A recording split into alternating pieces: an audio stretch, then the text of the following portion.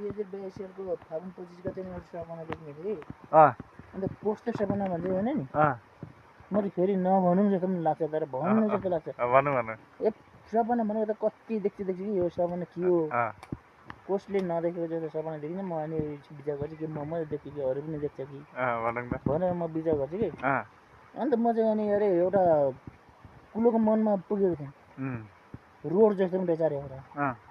अनि त्यहाँदेखि पर माथिबाट पहिरो भत्किन्छ कि जस्तो रहेछ अरे कालो अँधेरो अँधेरो ठाउँबाट ठिक्क घुमेको रोड जस्तो रहेछ अरे एउटा तर नयाँ रोड। अन्त त्यो रोड गएको एउटा एउटा गाडी रहेछ अरे एउटा गाडी त गइहाल्यो त यस्तो ठाउँबाट नै गाडी जाँदो रहेछ अर्को गाडी आउँदैन होला भनेर मेरो पल्ट चेप रहेछ यस्तो खालको त्यो भित्रबाट गाडी हिँड्ने ठाउँ तर गाडी आयो भने मान्छे साइड लगाउनु ठाउँ रहेन अरे गएको अहिले त गयो त पर्तिरबाट कस्तो गरेर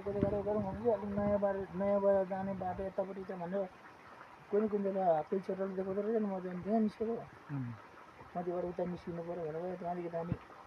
कुन नयाँ इलामको नयाँ बजार कुन चाहिँ ठेगानामा देखेको कुन बजार कुन बजार अन्त नयाँ बजार जाने बाटो यो भन्दो रहेछ अरे अनि मेरो पर चाहिँ अनि नयाँ बजार जाने बाटो भनेर मेरो पर सर्ट निस्केर टिकट डाँडै निस्केर हिँडेको त